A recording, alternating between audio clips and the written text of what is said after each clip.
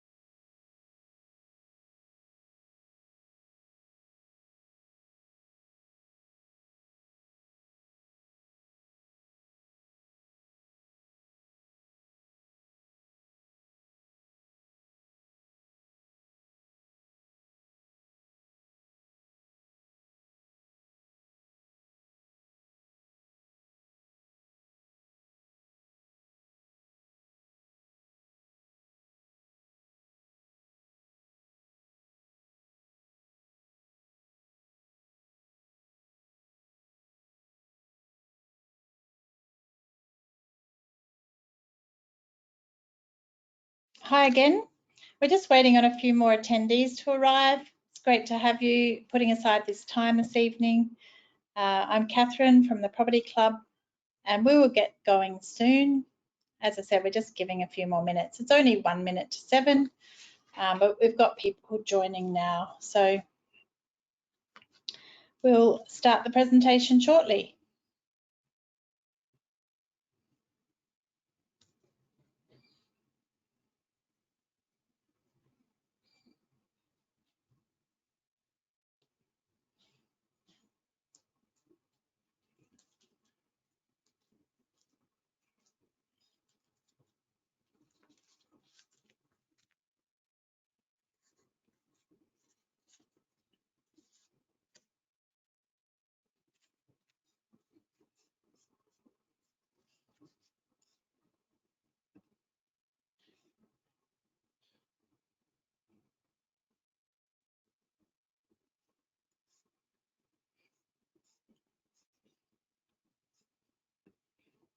We do like to start on time, so I won't delay the start too much longer, but I do like to give people a chance just to get in and get settled.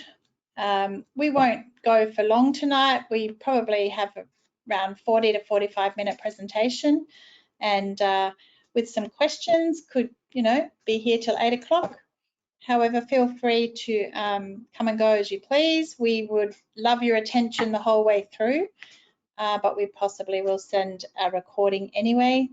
So, however, we'll have an opportunity for questions at the end, and it's really good information. The Property Club, as you know, if you've been a member for a while, we love to educate and mentor you through your property journey. So that's what we're doing tonight. We're educating you on how to buy a house and land with your super. Superannuation's become a really great way to buy property. When I started doing it back in 2008,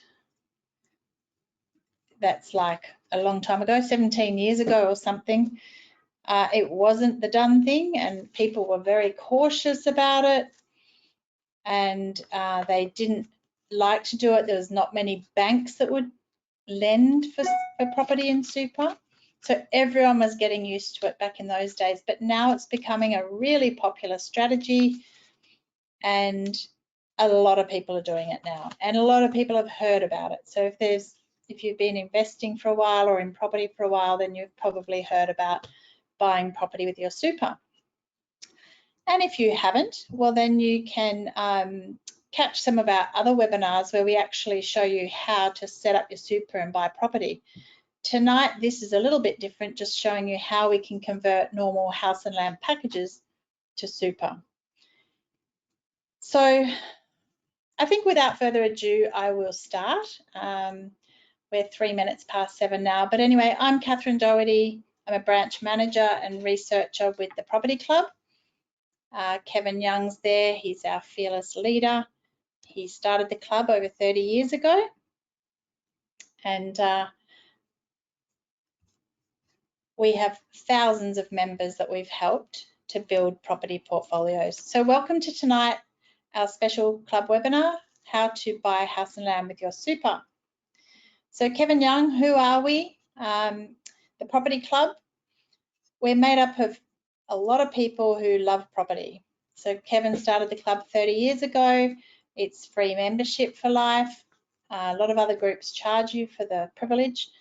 You know, we've sold a lot of properties through the club. People have built good, solid property portfolios and millionaires. Doesn't take much property now to make yourself a millionaire, but we love to make millionaires and keep people off the pension. Whoops, it's gone backwards, sorry. So we're investors who help one another, and we have hundreds of years of combined experience for you. So you don't need to read this. It's really just a disclaimer to say that we're not financial planners, but we do love to show you how to plan financially with property. We're not typical real estate agents. We actually work for you, not the seller. So we're more like a buyer's agent without the fee. So what the club love to do is to educate you, and the first step's usually to find out what you can borrow. We set you up with a long-term plan. We do all the cash flows, and we watch you accumulate growth and then retire wealthy. So you really need a dream team when you're buying property, and we've got many mentors in the club, many managers, many researchers. We've got finance professionals, accountants, all the people in the business that we can refer you to. And of course, if you're setting up super funds, we'll be referring you to people that can help you do that as well. So I'm your host, as I said, Queensland, Gold Coast and WA North branch manager and a property researcher for the last couple of years. I've been listing the most property. So taking control of your super, a lot of people don't realise what fund they're in, how much they're earning, what they're invested in. So basically buying property in your super is a way that you can actually roll your superannuation funds out, set it up in a bank account with a proper trust structure, company and trust structure, and then you can purchase property and you can have your own investment strategy, and then you won't be paying all those fees. So there is a actual process and a structure to be able to do this, and we'll go into this in more depth in another time. However, there is a process, there's a cost to set it up, you've got to roll your funds out, etc. But it is simple to manage once you get going, and we can show you and we can connect you to all the right people. So why would you buy a property in your super? So there's tax benefits, you can sell it in retirement, CGT free. You can really accelerate your retirement savings. I've got one little example to show you, and then I'm going to hand over to our special guest. So this is my little example. You've got your normal super fund on the left with a current super balance of 150.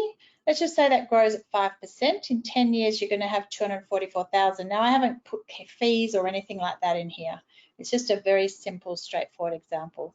And after 20 years, you'll have around 488,000. So if you took that same 150,000 and then leveraged it and borrowed a further 350, and you bought a property for around 500, then in the same 10 years at 5%, you would have the percentage growing on a much larger asset. So you'd have 814,000.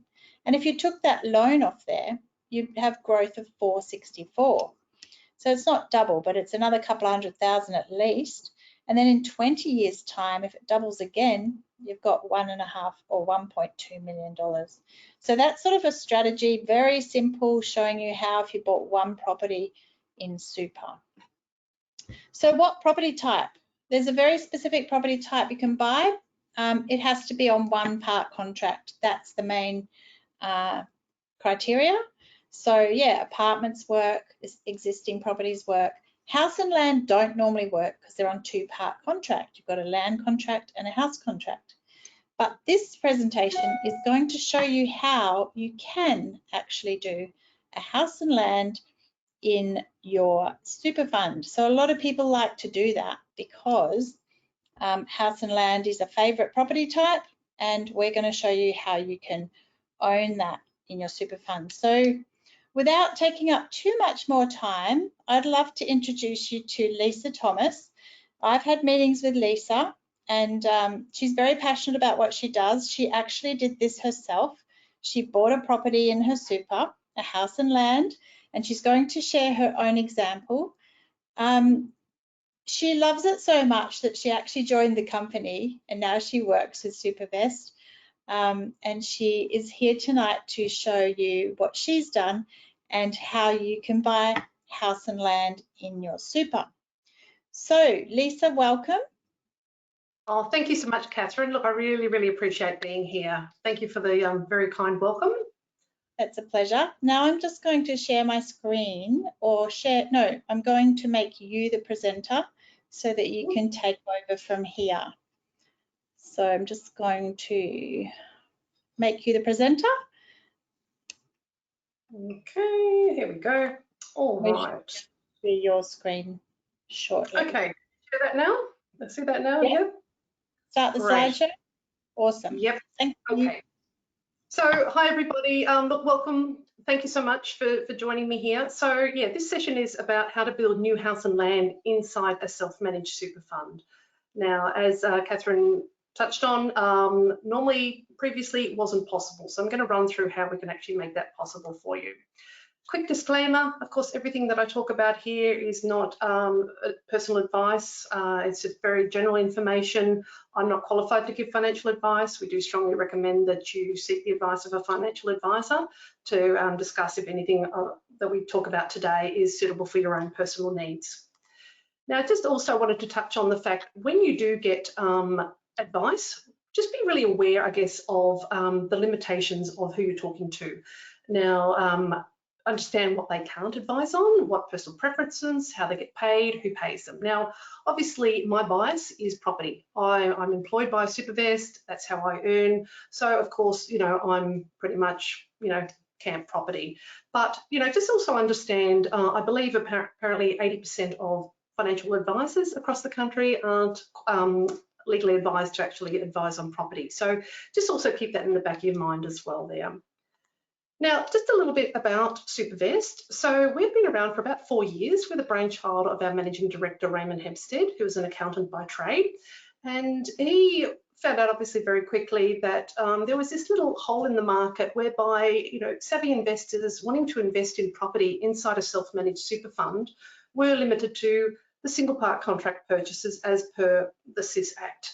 The government regulates that we need to have a single part contract purchase if there is borrowings attached to the purchase. So of course that limited us to apartments, townhouses, existing property, or perhaps the odd build that a builder could carry right through to completion. So Raymond worked very closely with the ATO, and he came up with what we call, I guess, our Supavest solution. So we're not developers, we're not builders. We essentially provide a solution for the SMSF investor to be able to build new house and land inside a self-managed super fund by running through Supavest. And that's what I'm going to tell you all about and how that all works. Now, obviously, we're aware in the super world, as Catherine touched on, there's two choices. So you've got your industry funds and you've got your self-managed super fund. So we're going to be focusing on self-managed super funds, just, I guess, understanding the fact of industry funds, you've got costs based on, you know, percentage of how much the value of your super fund is, whereas a self-managed super fund, a lot of people have the opinion that, you know, it costs a lot of money to have a self-managed super fund. And look, it can cost, you know, anything from $3,000 to $7,000 to set up with a bare trust and that sort of thing as a one-off fee. And then you've got maybe a $2,000 to $3,000 a year to maintain it. But that tends to be a fairly set figure each year, no matter what your range is. Now, obviously, I can't give any advice, as I mentioned, but accountants have told me that normally they advise people once they've got around about the 200,000 or more, it's worth having a look at and seeing if cost-wise it's more cost-effective. I guess the thing for me that I like is the fact that it gives me flexibility to invest in what I really want to invest in, and that for me is property. So previously, if you're wanting to invest, as I mentioned, we're limited to high-rise apartments, townhouses, a small selection of house and land builds that a builder could carry. And of course, the reason why it has to be a single acquirable asset as per the SIS Act. I've got a little bit of a diagram here. I want to give you this example. So this is a high cash flow property. This is an NDIS property. Purchased, this example is $890,000. The loan term 20 years with a gross income of $2,154 per week. Now that's actually quite conservative now with today's figures. Purchased at 40 years of age and the tax paid over the 26 years. Now, over that period, if that had been purchased personally as an investment property outside of super, the tax paid up at the maximum tax rate of 47% tax, you're looking at $714,265 in tax paid during that period. Had you done that outside of super, but under a company trust or family trust, those type of structures, generally around the 30% tax rate, you'd be paying $455,914 for that same property tax. However, we now have what we consider the best tax vehicle in the country. It might be slightly biased, but that's what it's known as. Tax paid inside the self-managed super fund is $227,957. So your tax rate inside a self-managed super fund is at 15% tax up until the point that you retire. If you retire after the age of 60, then it actually drops down to zero tax after that. But probably the big thing that's important to me too is the capital gains side. Now, if it's purchased outside of super, either personal or a company structure, family unit, trust structure, that type of thing, there's going to be capital gains tax paid or due when you sell that at any point until, I guess, the day you die. No nice way to say that. However, if you purchase that inside self-managed super fund and you are selling that after you owning it for 1 year, you're only paying 10% capital gains. You hold on to that until you retire, it's zero capital gains. Now, this is something that actually hit home to me quite recently. Before I actually learned about Supavest and signed up to build an NDIS property with them, my husband and I thought we were doing the right thing, and we built a duplex using equity in our own home. Now, we weren't real savvy. We actually didn't even do it under a family or trust structure or anything like that. We did it personally. So, look, it's done very well. In about 2 years, it's gone up over 400,000 with the last valuation. And I've got 2 daughters in their early 20s, and I had a chat with my accountant recently. I said, look, you know, maybe we look at selling that property, releasing the equity and giving each of them a deposit for a house, because I just don't know how they're going to do it themselves otherwise. And he said, look, that's well and good, but out of that 400,000 uplift that we've had, we're going to pay about 120, 130,000 in capital gains tax. Now, had we done that inside super, and okay, I can't release it until retirement, but I am 56, I'm not that far away, it would have been 40,000. Had I held on to that and sold that after we retire, it would have been zero capital gains. So I guess for me, this was something that really, I love the whole, you know, previous slide with the tax savings, but it's also the capital gains. It's a really big thing. So for me, when I'm talking to clients, it's like, you know, have a think about what your long-term investment strategy is. Look, if you're looking at just wanting to flip a property in a year or two, then it's probably not worth the cost to actually get it inside a self-managed super fund. Keep it outside. But because it does cost more to purchase the same property inside a self-managed super fund compared to outside, because the extra costs incurred, and I will run through that in a second with you. But look, if it is a long-term investment strategy and you know you're looking to hold on to this property for long-term, definitely give it some consideration. Have a chat with your financial planner, any advisor, and see if this is the right structure for you, because yeah, long term is going to make a massive difference to how you end up. And look, it's all about growing wealth for retirement as well. So of course, we're all about choice. Now, build what you want anywhere in Australia using debt now. We turn a two-part contract into a single-part contract, single acquirable asset, and of course the builders are no longer responsible. What I'm finding, I do have a lot of builders that are our clients, and less are actually able to carry properties right through to completion now. Look, you're talking a lot of properties now with house and land are around, you know, right up nudging the $1 million mark, you know, and it's a lot of money for a builder to carry. And what they're finding is that those that were actually trying, they were very limited to only being able to do, say, 3 or 4 of these through to completion in a year. Now what we're doing is by providing our Supavest solution, they can actually build an unlimited amount and offer them as a single part contract to investors. So look, we do work with about 300 builders around the country. We get their two-part house and land packages, we package them up, turn them into a single part contract. But we're also all about full choice for the investor. So it's not just about what packages we have already ready for sale, but you know, anything that your property mentors find for you. If they find you a house and land, we can convert that into a single part contract for you as well. So the other reason I guess people buy the house and land inside their self-managed super fund and build new as opposed to, you know, existing is, of course, you've got leverage. You can now borrow up to 80% of the value of the property. Obviously, there's capital growth with a standalone house and land, and I think most of us are aware that it's the land generally that appreciates in value. Buildings depreciate. That's sort of the general rule. I know there's a lot of exceptions and things, but generally standalone property is really favoured, especially with an SMSF investor, because they're looking for that capital growth as well as a really good rental return.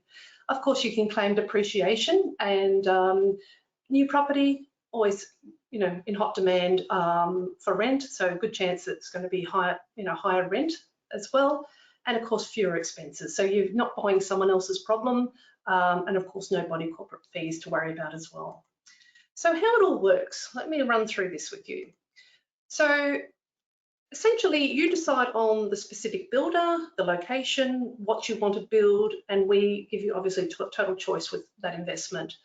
We enter into a single part contract. So what that means is we get the house and land, we factor that in, run it through a calculator, and we get through to a single part contract price. We present that to the investor, they're going, yep, I'm going to go ahead. They pay us 35% deposit in every state except Queensland. It's 32.75% in Queensland. And just so you don't die wondering, if it goes over 33% in Queensland, it becomes an instalment contract. And that would mean, from our point of view, we would have to have a separate contract structure just for Queensland. So we just drop the deposit required for this state down a little bit. So just across the board, normally 35% deposit. Once that's paid to Supavest, Supavest then buys the land, goes into contract with the builder to build. Now, they make all the payments along the way and get that property right through to completion. When it's finished, obviously we're finished with the builder, we're then settling that sale with the SMSF investor. So they're usually getting a loan for the 65% LVR to settle on that. So that's sort of in a nutshell how that all works. Now, I'll just give you an example of that figure-wise. So say you were down at a display village on the weekend and you saw, you know, land 185, a build 353. Most of us are aware that 538 is not what we're actually end up costing us by the time we got the keys to the front door. So that's the price that's advertised. Whoops, I've gone too far, sorry. Then you've got to add on obviously your stamp duty, establishment fees, line fees, you've got some legal fees, loan application fee, all the extra bits and pieces. So for this example, it ends up being almost 32,000. So the completed two-part construction cost ends up being 570,000 by the time you've got the keys to the front door and you're ready to move in. Now for Supavest to take that to turn it into a single part contract, we have our fee, this is how we earn, which is 10,000 plus GST. And then we actually get hit with extra costs to take that through. So we have the extra holding costs. We get hit with land tax, and unfortunately we have to pass that on. Obviously there's rates. We build in extra insurances, cover in case the builder goes belly up. There's also a vacancy insurance we build in, just covers us for that little period between when the builder's finished and covers us by the time the property is handed over to the investor. We have to build in between 6 to 8 quantity surveyor visits per build. Now we're building hundreds of properties around Australia at any given time. And as you can imagine, each of them have got different, stage payments along the way, and we can't physically go out and check and make sure, the slab is down before we're making payment. So we build in quantity surveys to go out and check and make sure, yes, the slab is down, you can pay the bill. They're also, throughout that process, taking photos and sending it back, and that's how we can keep the investor up to date with their investment and how it's tracking as well. We actually have double legal fees. So we have a contract with the SMSF investor and then also a contract with the builder. So those two contracts actually do mirror each other. We have warehouse mortgage lender setup fees. We have internal admin fees. So we do have a team that are actually allocated to managing the process of the whole, the projects along the way. There is actually quite a high warehouse construction funding interest that we get hit with, which is over and above the interest that was factored in previously, and there is a GST component. So all of that is factored in based on the build time that the builder gives us. So, some areas like Southeast Queensland, we're looking at maybe we're down to about 26-week build roughly now, whereas some places in Western Australia, we're at 52 weeks, even some are coming at 60-week build time at the moment. So obviously we're carrying the loan a lot longer, it's costing more interest, so the end single part contract price is going to end up a little bit higher as well. But look, just on that too, while I'm talking about it, say the builder does tell us, okay, it's going to be a 40-week build, okay, that's what we've put into the calculations, but say things rev up a bit and it comes in at 32 weeks, that end settlement figure actually does reduce down, and you actually end up paying less. But on the flip side, and this is what's happened to me, unfortunately, my build time has gone over. So I do have a little bit extra interest that I'm going to have to pay on settlement as well. Purely just as Supavest is being hit with extra interest, and of course that is part of the contract. But yeah, look, what we're finding mostly is, especially coming in after COVID, a lot of builders, I think some of you may also be aware that, did get a little bit caught out with build times. And I think now what we're finding is a lot of them are overestimating the build time, just to have that little bit of a buffer there as well. So what types of property can you build? Look, essentially anything like standard house and land, dual key, duplex, rooming houses, NDIS. We do have DHA coming on board soon as well. So essentially it's all about choice. Look, your property mentors, they can work with you, help you find the right package to suit you. And then all they need to do is get in touch with myself at Supavest, and I can turn any two-part contract package that you want to purchase, we can facilitate that into a single part contract for you, with the exception of islands. Tasmania is fine, we just can't get funding ourselves to do a construction on small islands. So sorry, but you can rule that one out. But yeah, everywhere else is usually pretty fine. So again, you choose the property type, you choose the builder, you choose where you build. Now, I don't know about you, but when I first started with Supavest, I had no clue what a rooming house was. Now, I just wanted to show this because, maybe I'm the only one here, but I love these. I'm actually building an NDIS property, and I'll talk about that in a moment. But the other thing that I love is actually the rooming houses. And look, the maximum amount of rooms that you can have in a rooming house does vary from state to state. I know in Queensland it's 5. In Victoria, it's 9, and yeah, it does vary from state to state. Plus, different states do have limitations. They are a Class 1B build, and yeah, there's certain areas.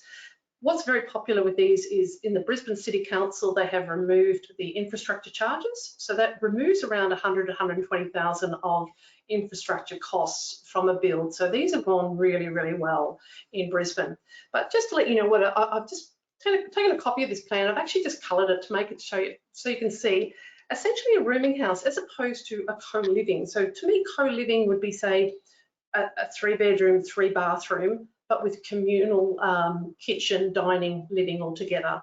Whereas your rooming houses are like little mini suites within the house. So each one of these has its own bedroom, little kitchenette, little living area, its own bathroom, and a little patio, or if they're a two-story, little balcony.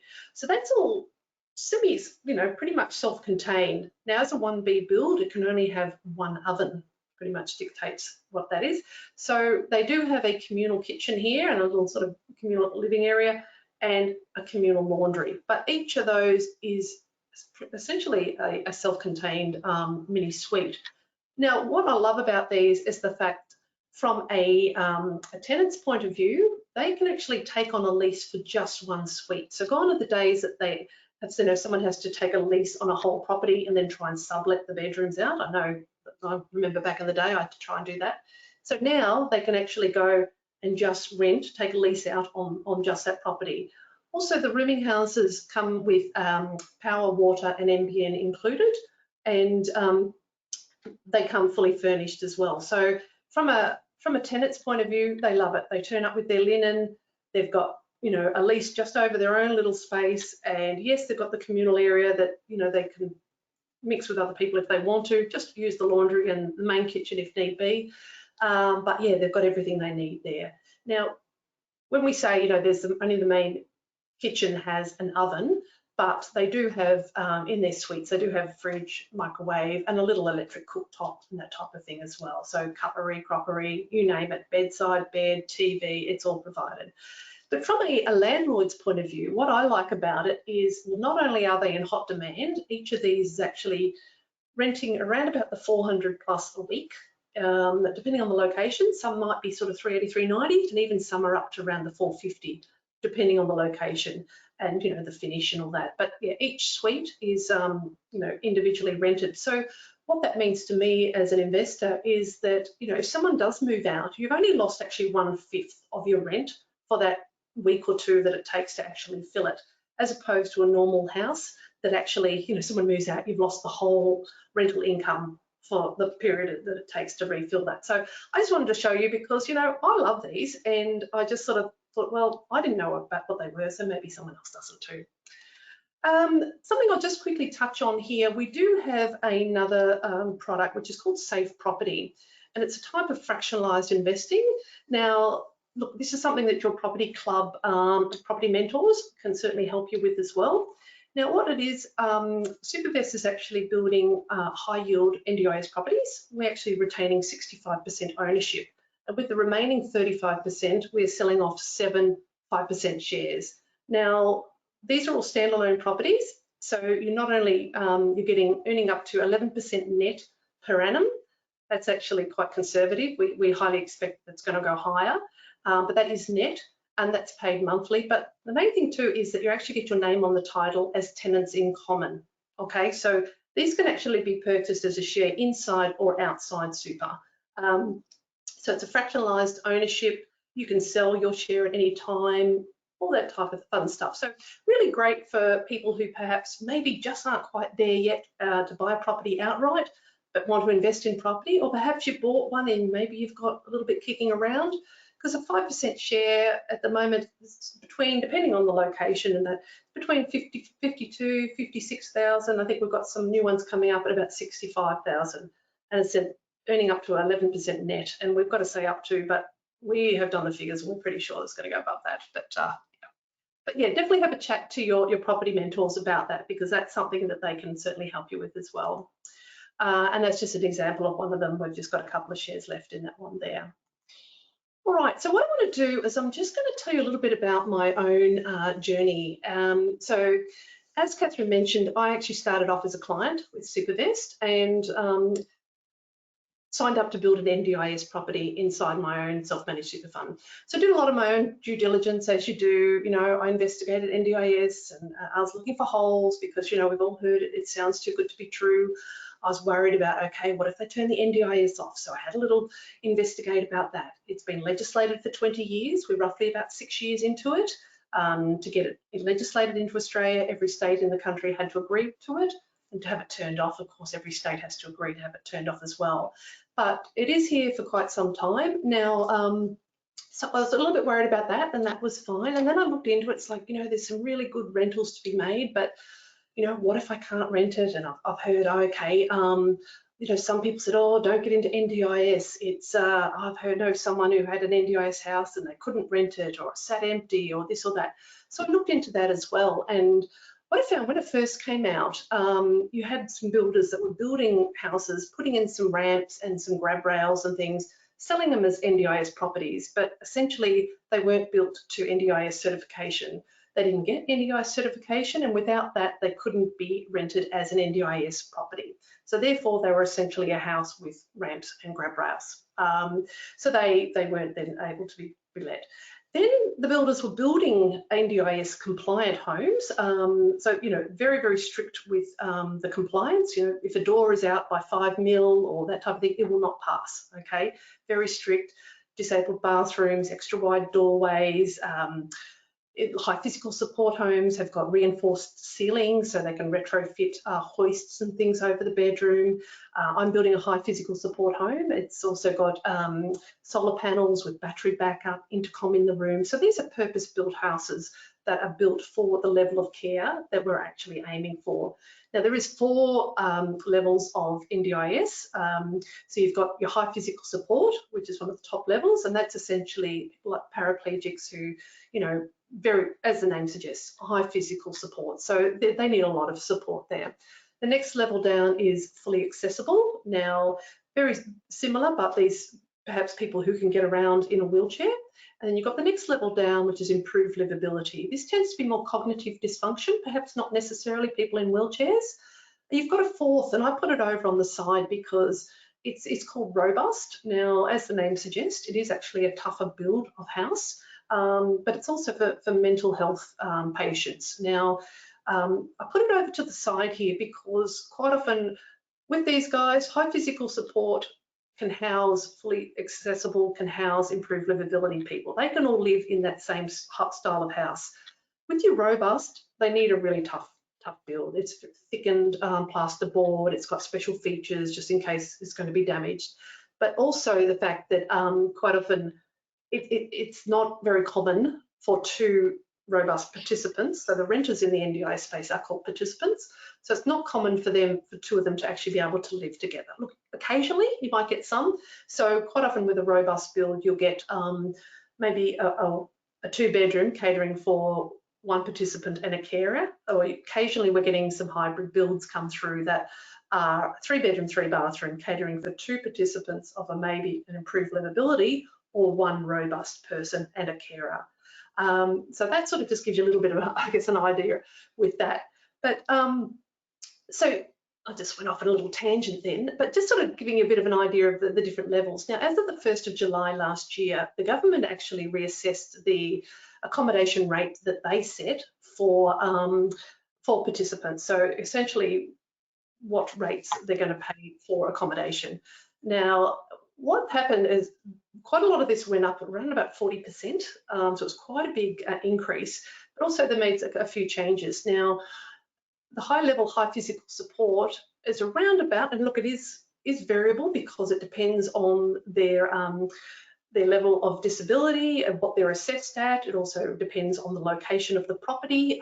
Some inner city locations actually might pay a bit higher than more rural locations, for example, but around about the 75 to 95,000 rent per room.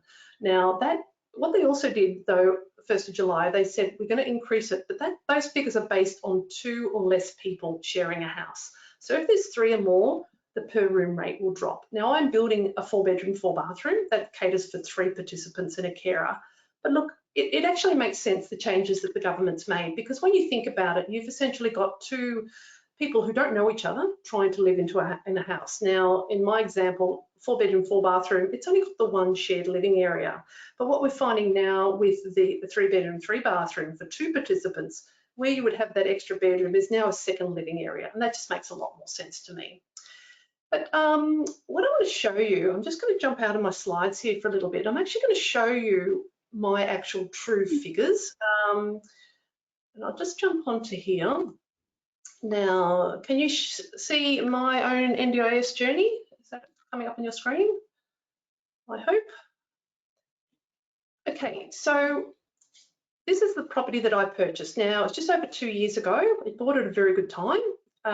We actually paid $785 as a single part contract.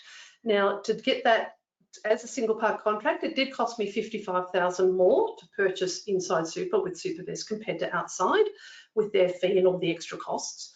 But of course, you know, the cost of those extra costs are far outweighed by, you know, the tax savings, capital gains benefits and all that sort of thing. Look, that same property now is actually selling about $300,000 more. So even though I'm grumpy that my build time has gone way over, the property has gone up in value. So I really should shut up. But yeah, so we got held up with the land title. It took nearly 12 months to register. We bought actually in quite a new estate. I wasn't quite aware at the time. We are building in Townsville, and then we've been held up with supply shortages, trade shortages. If you know much about the Townsville region, you know that up that way is a little bit of a problem at the moment. We're roughly about 2 months away from completion, so we're very, very close now. So I paid the $257,000 deposit, and I've sat back and waited. Now, build time's gone over. I'm going to have to pay some more interest. I don't know what that figure's going to be until it's completed. And then I've got stamp duty. So look, I could simply pay that when the property is finished. I could actually just fund it with the 67.25% LVR to settle and finish there. But what I'm actually trying to achieve is when you buy property inside a self-managed super fund, most of you are probably aware, you actually can't use the equity in that property like you can outside, unless you sell the property. Okay, so say if I had the $257,000 equity in there, I can't use that against another property. But what I'm actually trying to do, and I'd love to say that this was my idea, but it totally wasn't, although I'm going to claim it, is it was the brainchild of Raymond, our managing director, is he's actually worked very closely with Granite and Homestar. So these are some lenders who lend in the SMSF space. So you may be aware it's second-tier lenders that lend to SMSFs, not necessarily any of the big banks that I'm aware of anyway. Now, he was having a chat with our scenario, and essentially what him and the general manager of Granite and Homestar across Australia have come up with is an opportunity whereby I've got, as the investor, I've got the option of, when that property is completed, instead of settling, as I plan here, I can actually push settlement until that property is tenanted. Then I'm actually able to get a commercial valuation done on that, factoring in the rental income, and they will then allow me to take an 80% LVR loan against that new valuation. Now, my exact figures were done. I'll just scroll down here a little bit. Now, if we factored in, I put, you know, I can rent 3 bedrooms, but say I only rent to 2, say around the 75K, say 150,000 rent. Now, they factored that commercial valuation that's done at 10 times the yearly rental, budget down by 20%, keep the banks happy there, factor in a vacancy rate. It put that very conservatively between 1.1 and 1.2 mil. In fact, they even told me, no, it's more like 1.3. But anyway, for this example, we're going that. Now, I can then take an 80% LVR against that, which actually then ends up being more than 100% of my initial single part contract.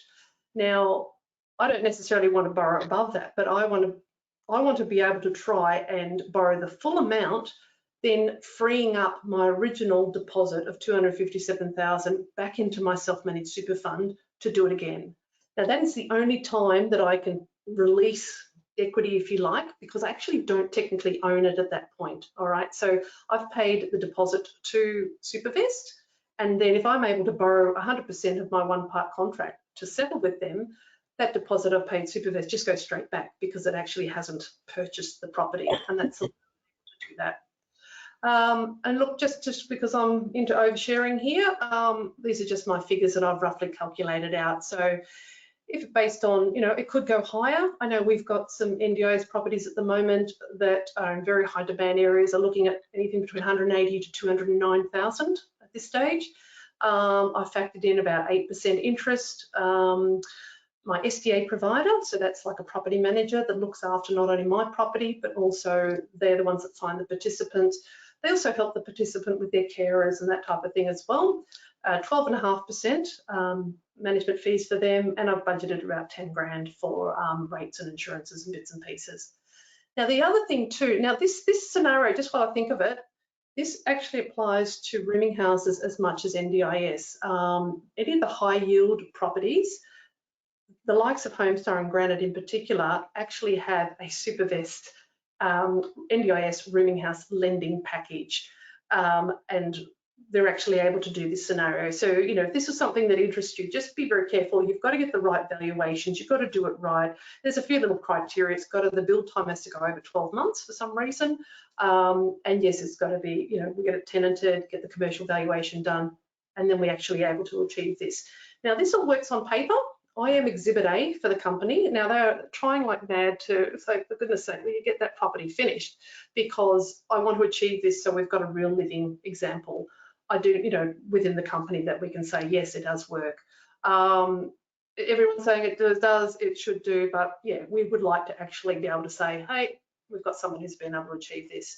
The other thing too with NDIS and rooming houses, so rooming houses usually average around about 100,000 plus rental a year. Of course, the SMSF needs to be GST registered. So there is I say a chance, but on my own build, it looks like I'll be able to claim back 56,000 GST on the build, and it actually cost me 55,000 to get it in there in the first place, separate to what it would actually cost outside of super. So I'm actually a little bit excited about that. Now, I say maybe because I've spoken to quite a few different accountants, and 9 out of 10 of them are like, yep, and I've had one who's put a little bit of doubt, oh, I don't know about that, and I think maybe he's just not familiar with the fact that it's, you know, we're buying a going concern and da-da-da, but that's why I'm just putting a maybe there, just because I've just had that one person put a bit of doubt. But of course, claim depreciation on the build, interest, that type of thing. So look, I just wanted to share that with you because that's just something that is possible with these high yield properties. So it really is quite exciting what we can do there. So I'll just jump back, let's have a look. All right, so any questions? I think questions would need to come through our chat box or the questions box if anyone's written one in, or because everybody I think is on mute otherwise. But if there's a question. Okay, so Brandon, thank you. Brendan, you've got, so did I hear you say you can claim back the GST on the build? If the SMSF is GST registered, so yeah, with the likes of NDIS or rooming houses with a high rental income, it would need to be GST registered, I believe. So yes, if that's the case, you can. So that's the information we've been advised, and our managing director has also verified this as well. Great question, Brendan. And how much is the setup cost? So that varies. Yeah. So are we talking setup costs for an SMSF or setup costs to buy the property inside super? He hasn't specified, Robert. There is a setup cost for an SMSF structure.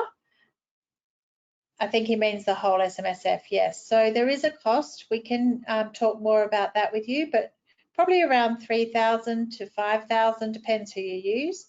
And then there's auditing each year and accounting, but that's really the only cost, and it can be paid by the self-managed super fund, and it's a once-off cost to set it up.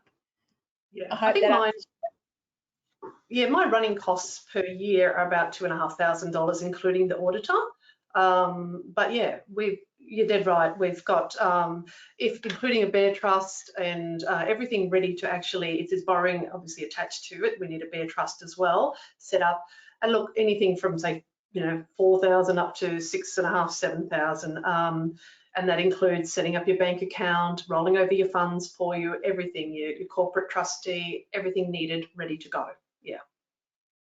Yeah, and that can be paid initially out of your funds if you can, and then roll it back to, or pay yourself back out of your super money. Your super money is yours. This is just a way of taking control of it and then having an investment strategy that works for you. and being able to purchase property with your super instead of it being invested in shares or whatever else you've got it invested in right now, which is mainly shares or cash. So yeah, any other questions? Yes, there's another one coming here. To confirm that no CGT is paid if you officially retire after 60. Yeah, so yeah, as per the ATO and the ATO rules, yes, if you're fully retired after the age of 60, there's no capital gains to be paid if you sell the property, I believe. Yeah. That's right, and it's a great strategy right there. Do you recommend only buying in an SMSF when you are close to retirement? Yeah, well, I guess for tax benefits, and if you're looking at selling, like I think the capital gains would be the thing I'd be focusing on there. Is, do you want to pay capital gains tax when you sell in a few years, or do you not? You know, if you're going to retire in a few years, then you're then going to have advantage of, you know, if you sell that property even in 20 years time, you've got zero capital gains. You buy that outside of super, even if you retire, you're still going to be paying capital gains tax at some point there outside of super. So yeah, I certainly would. And also, yeah, I think also too, it just depends on your own strategy, how much cash you've got there, if you want to live off the cash in your super when you retire, or if you're happy to use it initially on a property. So yeah, just everyone's different. That's probably where you need to talk to an accountant or your accountant or a financial planner.